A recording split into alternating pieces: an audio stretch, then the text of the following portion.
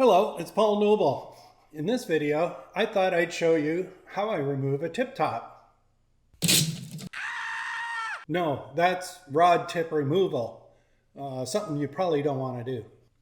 I'm talking about removal of the tip top, which is that funny looking guide with a tube that slides over the tip section of your fishing rod.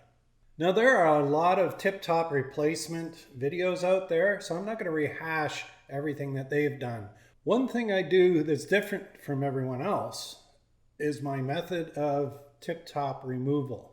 And so that's what this video is going to focus on. Everyone uses a heat source, as do I. There's several different kinds of heat sources that are used out there. Here's some of them. Good old matches. They can work, but can burn down before the job gets done, and they leave a sooty black residue on the tip top, in the case you'd like to reuse it. Candles and spirit burners, old-timey heat sources that get the job done. Candles also have the same sooting problem as matches. And spirit burners, well, who has those around anymore? Butane torches. I used to use a little handheld one for a while, but I always had difficulty managing the amount of heat it produced. Oxyacetylene torches?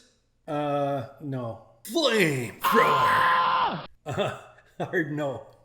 Your basic butane disposable lighter.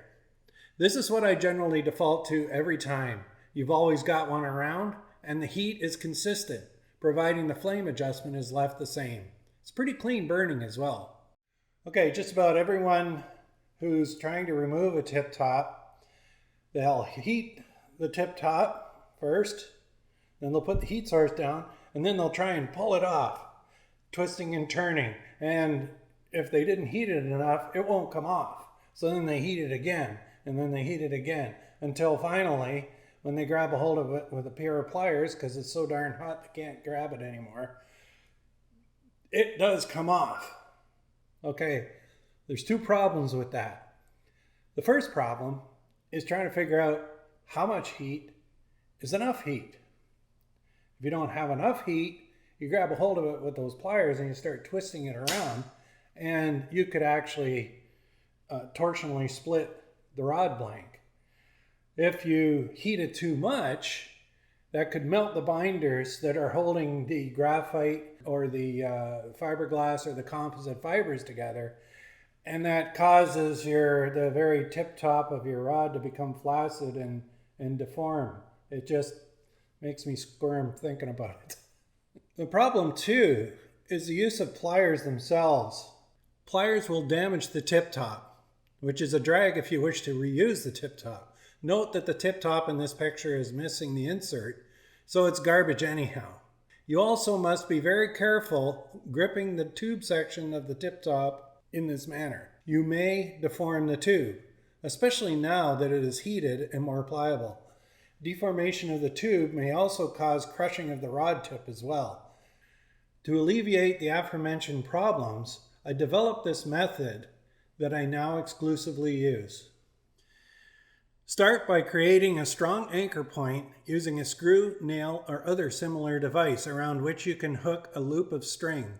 I drove a drywall screw in on an angle into a stud. To form the loop, you'll need something strong and thin.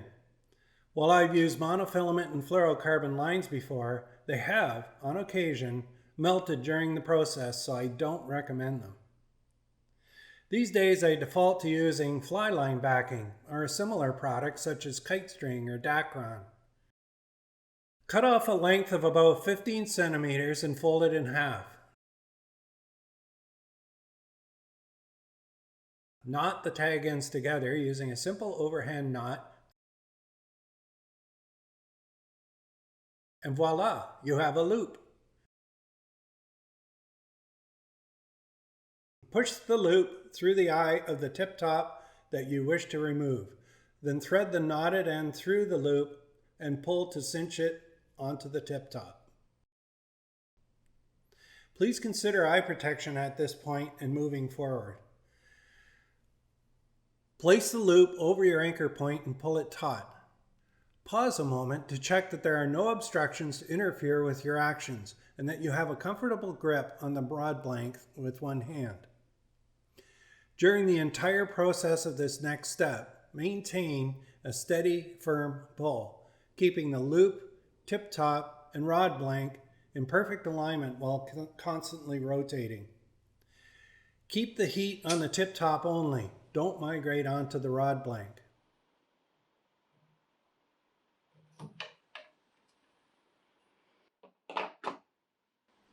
As you can see, the tip of the rod blank is already cool to the touch.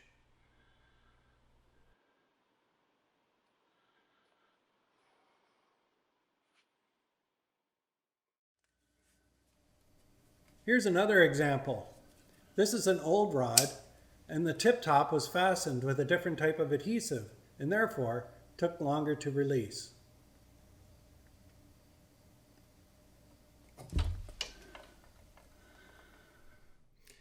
As you can see from the two examples in this video, the loop method creates exactly the right amount of heat required to remove the tip top regardless of what type of adhesive was used to mount the tip top. Well, I hope this helps you out, and as always, I look forward to seeing your comments and your questions. I try to get back to everybody, especially try to answer the questions as best I can. Cheers and so long for now.